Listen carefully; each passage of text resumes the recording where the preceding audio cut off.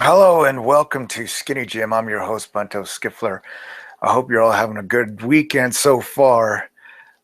Let's begin, shall we? I'll give you a quick update of where I'm at. Today is the first day of May. I took the week off from the gym just to recover.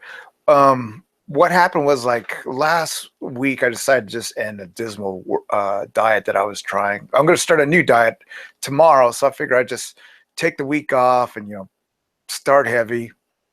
I really booted up on loaded up on protein, and I guess I had some suitable gym withdrawals. When you don't go to a gym, like I go like 4 to 5 times a week, so spending the whole week out of there, I had to find other things to do.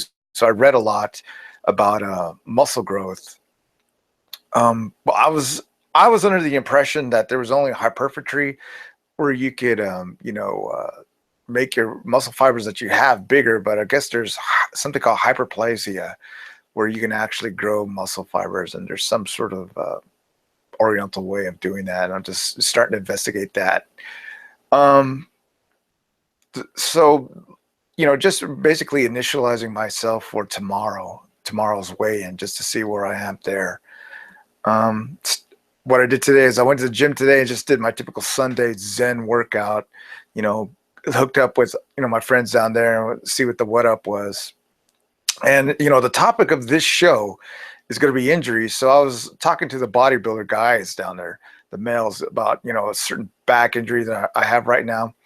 And the way that I attained that injury, I think there may have been 2 ways. I was doing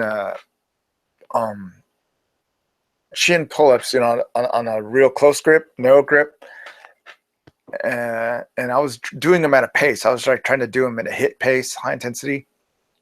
And what happens? I got fatigued, and I kept going, and then I let go. I kind of like dropped it, and then I pulled the clavicle. That went away, but then my back started like aching a bit, right? And so I thought maybe I did that simultaneously when I did the drop. But then also I did a new exercise.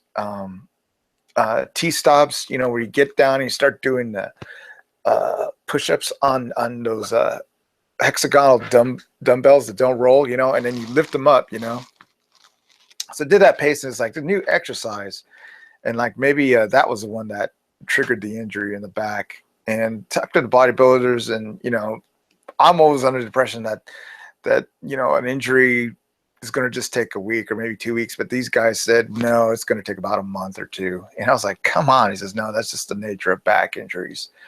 It's not bad. It's just that it's discomforting type of injury.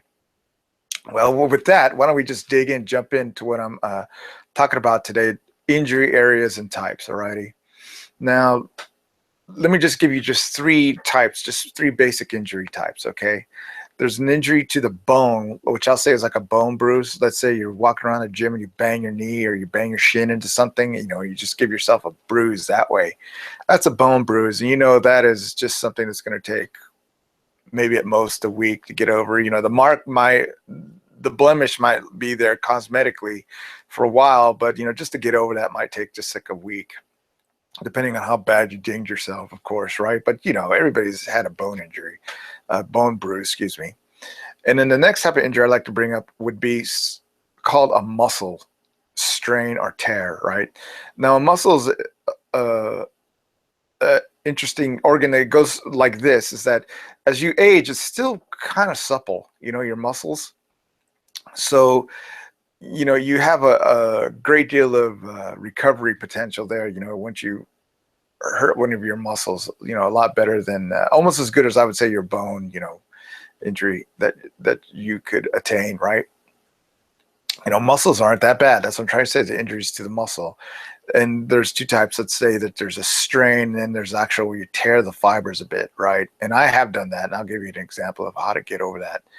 And then the last one, the third one, we went bone, muscle. Now I'll go to tendon. Tendon is the one that's really tricky, okay? I like to tell, as you age, it's your tendons that stiffen up, okay, that become less supple, less flexible. And that's what you have to deal with when you start reaching middle age, is that you get these stiffer tendons. And when you injure a tendon, yes, that's going to be, you know, an over a week type injury, you know, as far as recovery. And, you know, it's something that you always have to be, you know, when you're learning your body through fitness, you always be cognizant of like how much strain or you know, if you're putting too much distress on a tendon. So, you know, what the tendon is what connects the muscle to the bone, right? And just to give a quick overview of the tendons that, you know, I'm always cognizant of, would be my Achilles tendon, you know, which is, I think, the longest and toughest tendon that a human has, the Achilles. And then the patellar, the one that connects the, you know, the the quad to the knee, right? Now, you'll notice these, like, it'll just start being soreness. There's more like soreness type injuries with those muscles. If you do feel, you know, acute pain that goes chronic, then, you know, perhaps you should see a physician, right? But the type of injuries I'm talking about now are just, as far as tendon, you know, chronic, or, you know, something that'll kink up on you and take you out of your you know, put you off your workout. See, that's the whole gist of injuries, that what injuries do is it just stops your workouts. You know, it's like an interruption of your plan that you've laid out. So let me see, how do you get these injuries? Okay, why don't we get to there? Let me give you the first example. Let's call this one an unexpected strain. Usually this is a fatigue related type injury. What I mean by that is that some sort of unexpected shock or strain happens to you during an exercise due to the fact that you were, you know, tired, you know, and you're still pushing yourself, and a break in concentration led to this particular type of injury. Like I was saying earlier, you know, when you're doing something at a pace, and depending on how many sets you do, you know, in your circuit, you could get tired and you're still, like, you know, doing things at a pace, you know, despite the fact that you're tired. And then when you know, you break your concentration while you're doing your actual exercise, then there's a chance there for injury. So, you know, the remedy for that, obviously, you know, the prophylactic is to just measure yourself, know that, you know, hey, I'm getting tired. So, you know, just sort of scale down instead of, you know, catching yourself unawares with a sudden shock or sudden strain that your muscles wasn't used to. For example, I don't know how many of you do the leg press. To me, the leg press is just an injury waiting to happen, depending on how you do it. Unless you're a very disciplined person, a very disciplined, I could say training. So far as that, you know, you're willing to just sit there and not work at a pace, you know, carefully, you know, work the weight up, ease it down, you know, in a very methodical way. What I like to teach here in SkinnyGYM is like lots of exercises where you just sort of cruise into the perfect form. Leg press, I would have to tell you, is use something that you would start off with perfect form, because if you don't start off with what you're, you know, knowing what you're doing in the perfect form, then if you come down too fast with that amount of weight on your legs, what's going to happen is that you're not going to hurt your legs, but you're going to pop a rib. And that's what happened to me at least twice on leg press. So I tend to avoid the leg press. There's other exercises you can do, you know, besides certain exercises that give you a chance for injury. And the one for leg press is just do squats. And I just do squats instead, use Smith machine, so forth. And yes, you can, you know, injure yourself on those if you're not methodical. And if you know, I would say, like, on those machines, it's if you're just not aware of what you're doing, if you're careless and not paying attention, yeah, you can hurt yourself. And that goes with anything, you know, if you're careless, the chance for injury increases. So that's really an unexpected strain, you know, will happen, and you'll injure yourself, right? So you know, just careful of exercises that, have that chance for some sort of shock to your body. They're usually not how could I say, they're usually not lifting exercises. They're more like pushing exercises, like you push on the leg press. I'll press this, right? And if you let the thing, if you let off on the tension for the press, then the press comes back at you, and that's how you get yourself injured. The second one I like to say is something called an eccentric or a new movement. Is introduced into your workout, and how you injure yourselves there is that you do an over repetition. You treat the new exercise like, as any of the other exercises that you've learned, and then you don't injure yourself, you don't notice the pain right then at that moment, but later that night, in the delayed onset, you'll notice that you tweaked yourself, you kinked yourself up, because some muscle in that chain was not used to that exercise. Of course, it's good doing new exercises and learning new exercises, but better yet, the best strategy is to build to a crescendo with a new exercise. What I mean is, like, you start small, and then in subsequent sessions, you build up to, the level that you like all your exercises to be, in some sort of progressive level, right? But when you start something new, I would suggest, something new, something where a muscle in your chain is being used for the first time.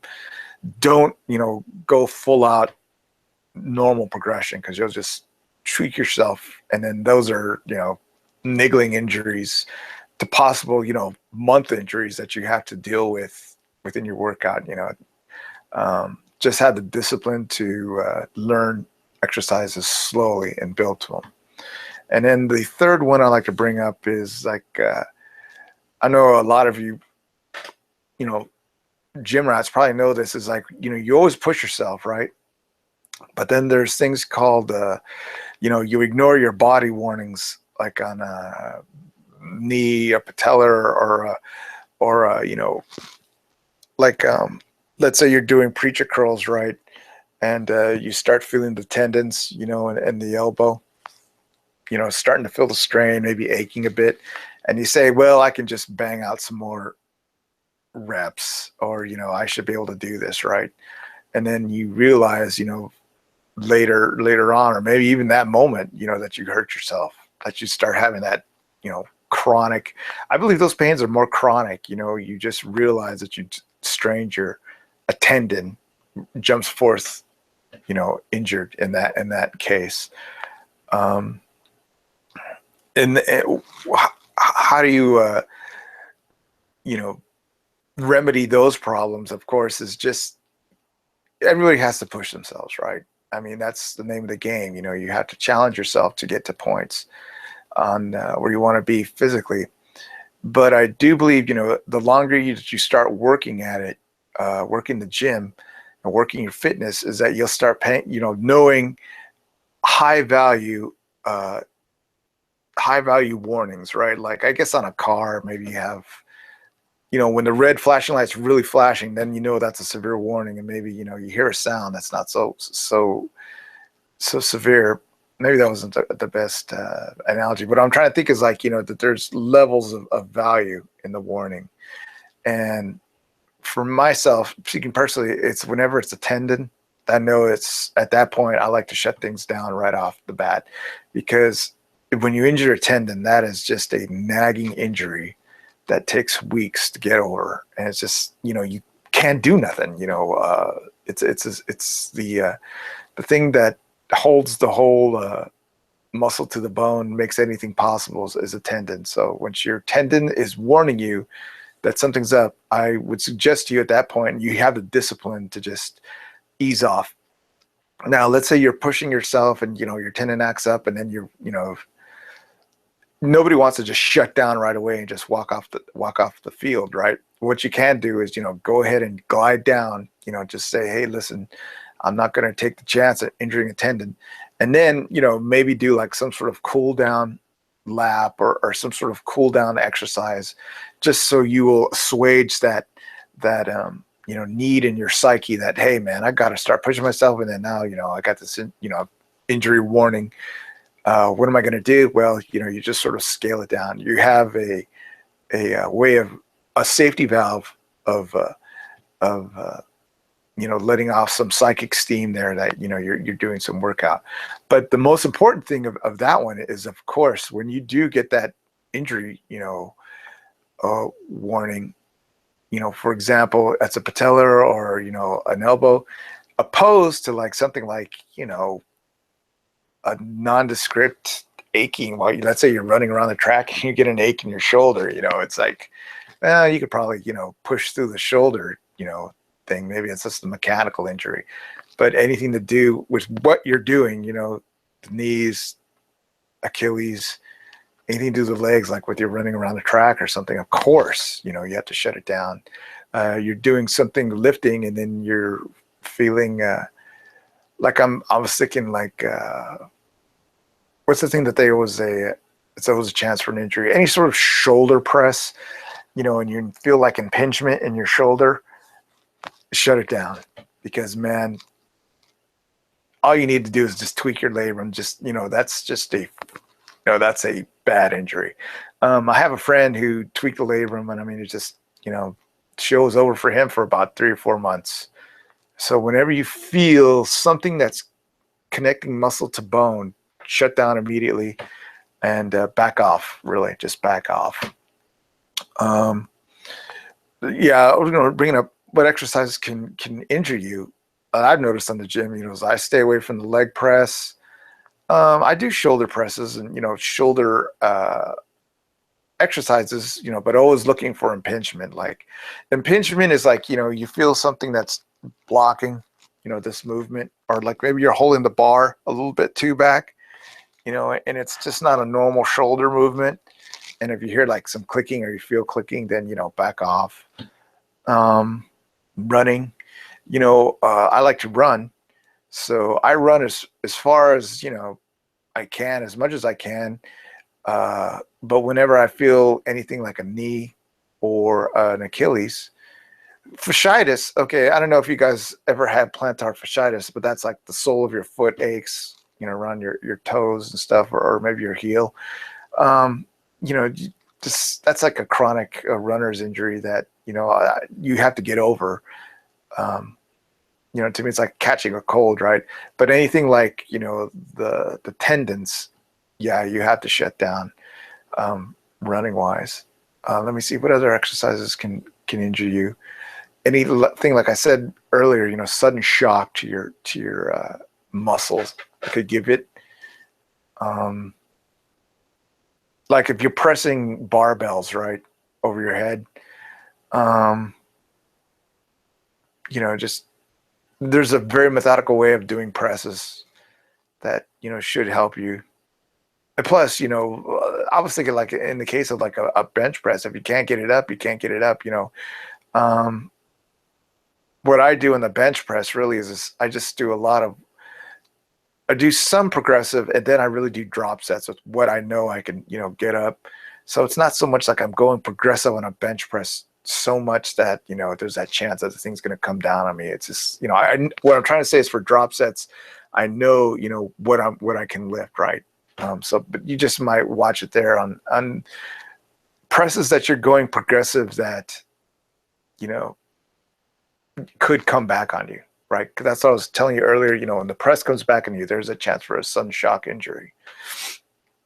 Now, okay, the fourth subject, I know I'm kind of like blazing through here, but let's talk about injury healing and time scales, okay? All right, I would say like, let's say a minor injury that's like just like a niggling discomfort takes about a week, right? Maybe a minor sprain will take about a week to 10 days, right? Now, the thing is, I tell you listeners, of course you can't exacerbate that injury if you ignore it, right? But just little niggling injuries like that, you have to be cautious, right? And just know that, these are the minor scale injuries that you can work through, right? As long as you do not exacerbate that injury. Okay, be wise, like if your tendon is hurting, there's no reason for you to, lift more weight. In fact, they have this saying called "kill it with lightweight," where you approach it from, under training, which is what I would advise, if you ever trying to work through an injury, because, what's 10 days in your thing, 10 days, these are 10 days where you can actually go to the gym, right? Opposed to freaking knocking yourself out for a month. Okay. Then there are, of course, injuries that go for a couple of weeks, right? Now, those are, more serious. Those are definitely injuries that you should scale back down, that you are now going to be in under training mode. There's no way that you're going to be at your full, challenge yourself capacity.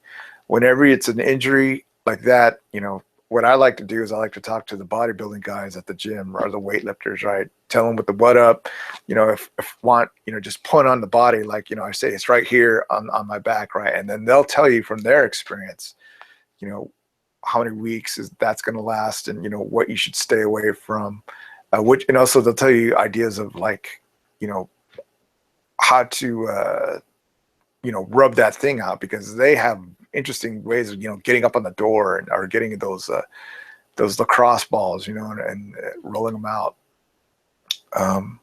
So that's one thing. Let's say you tweak yourself with something that's just not going away. At that point, I would go ahead and talk to a trainer. You can, a lot of these things, well, go see the doctor. Well, no, just see a trainer or a kinesiologist, somebody who, physical therapist. Some gyms have them, or a physical therapist type that you could just talk about it, and they'll just tell you, with the what up.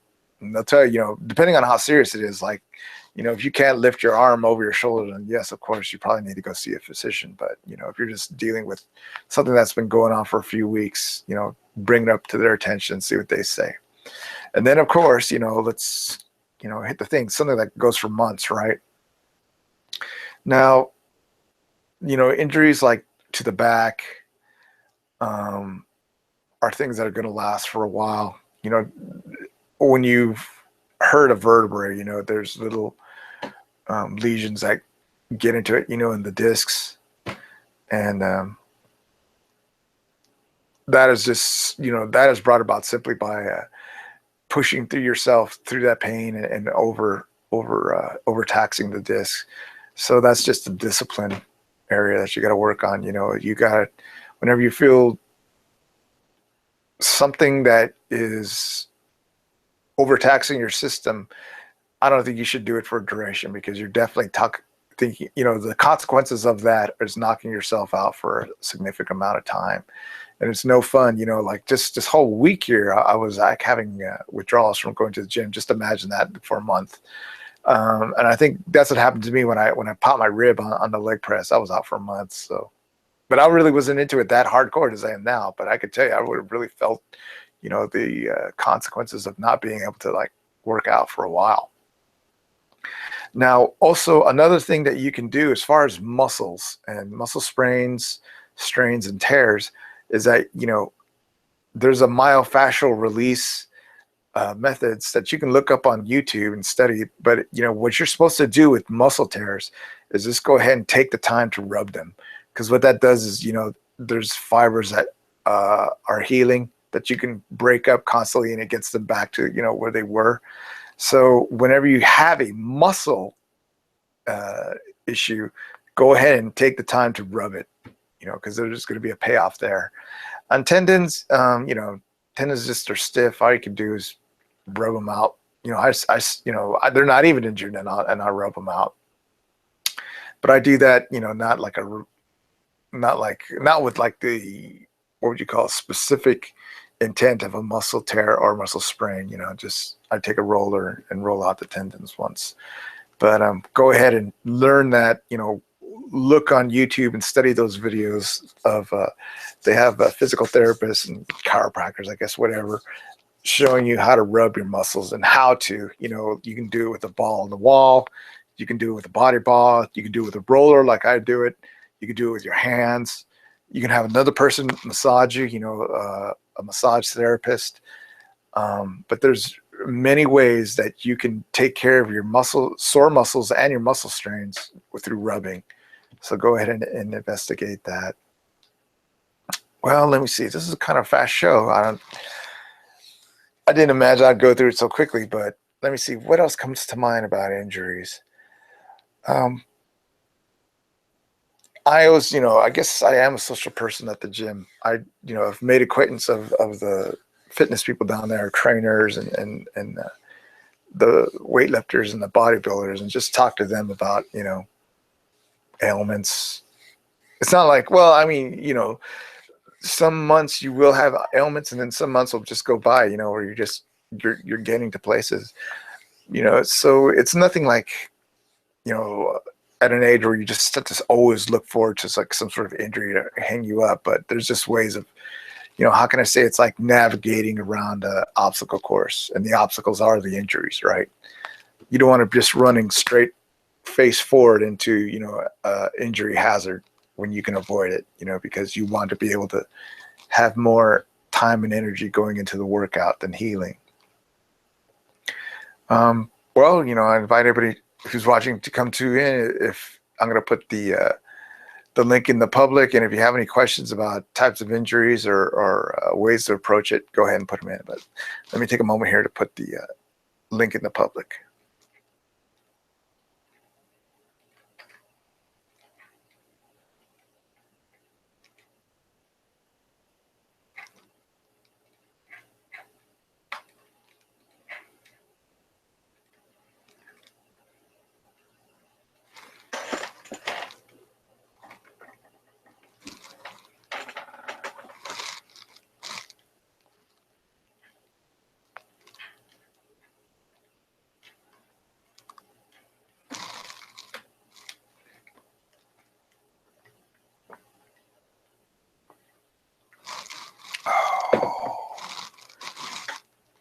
Well, I hope your spring is almost done, all right? I know it's starting to heat up around here in Texas, so hope your spring is going well.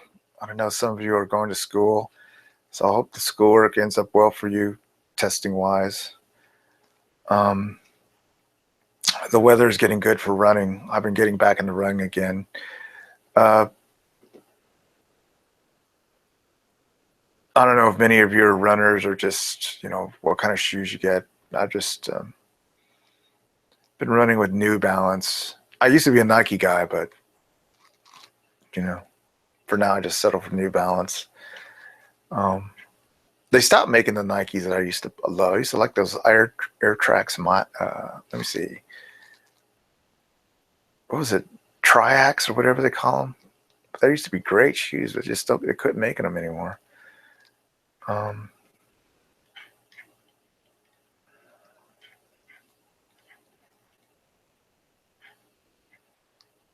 Yeah, I'm gonna try the third diet in my diet array. The first two were vegetarian diets, and they both didn't go very well. So this one I'm just going to be trying, watching portion control and macros, just seeing where I can take it. Like last year, I lost gobs of weight early in that last year, and now this year I've just been like pound here, pound there. It's just been yo-yoing, right? I would like to just lose a ton of weight, so I could, like, if you lose a lot of weight, then you really know where your body fat, potential of what your lightest body fat is, right? I'm not like going to starve myself for a contest, but I just want to see like how low I can get, body fat wise.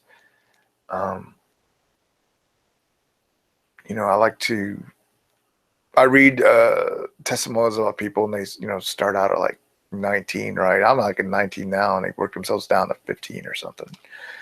So if I can get, anywhere under 19, I'll call that a victory. We'll see what we got. Portion control, just typical stuff.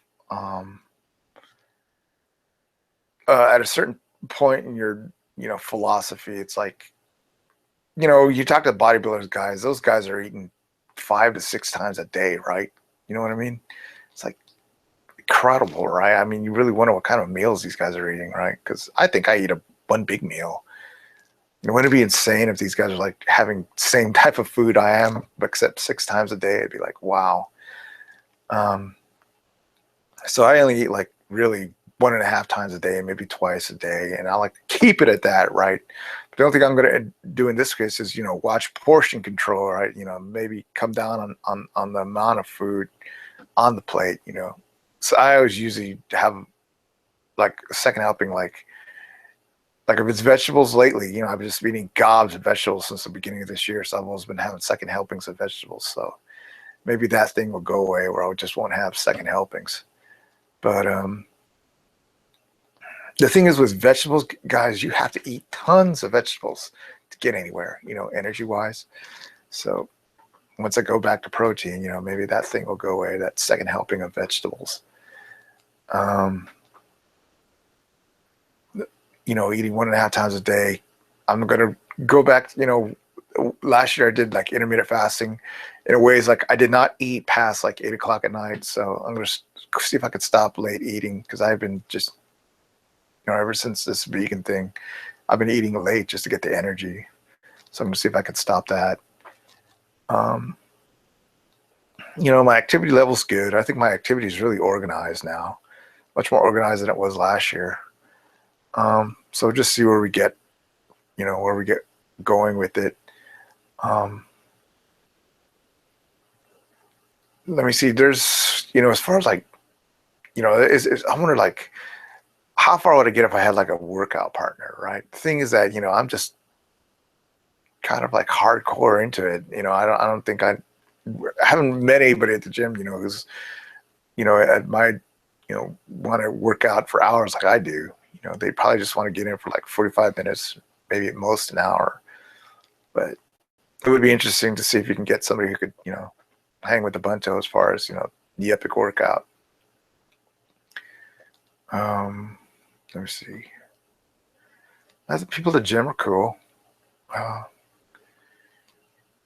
Some new faces, right? I don't know if you guys are in the gym or nothing, but it's like we go through trainers like water. You know what I mean? It's like they come and go, man. I guess that's just the thing about gyms, right?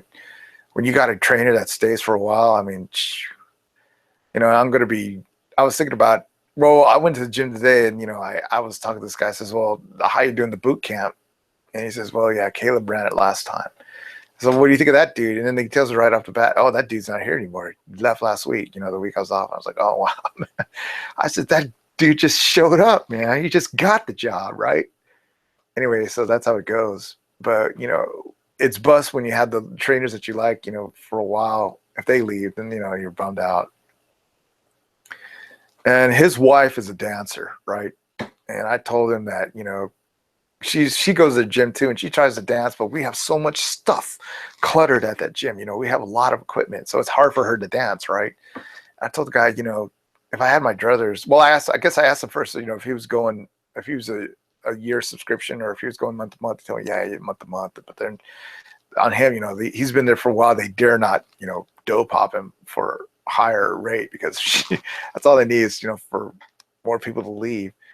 So then, I told him, well, if I had my druthers, man, I'd go to a dance studio because, his wife shows me some moves, merengue moves, right? But I mean, we can't like dance there because it's just too cluttered, And then, if there was any opportunity, I guess, when my gym thing ends in like, I think another year, then I'll just move on to like a dance studio and see how that works out for me. Something that's, yes, you're right. You want to do a lot of resistance training, to build your muscles up and stuff. But then I think when you get to a point, you want to do more movement orientated exercises. If you're more into like activity, like, to me, it's more intriguing the pace of the workout, the activity and the intensity so much than just sitting there and just lifting weights and waiting on, 5 minutes there. You can be doing stuff, that's something that's more intriguing to me. So, look into that, when this membership peters out, maybe go into like a dance studio and just see how that. We have two, believe it or not, in this little town of mine, Leander, just up and down the street. So, there's two places to go. We have 2 dance studios, and then we also got a yoga place, you know, so we got some activity going on. I don't know if it's so much that Zumba stuff, but it's just some hip hop studios. And I don't know, the other one might be, I haven't really, the one that I'm talking about has a big sign, you know, and they always say what's going on, hip hop and, you know, country western dance and everything. So they, you know, have the advertising going on. You can approach it that way. We also do have CrossFit, and, you know, it's interesting, I guess, sort of like a cult, you know. I haven't gone. I might just go check them out sometime, but, you know, it's just like, I don't know. It's just like, if it ain't, you know, movement oriented dance,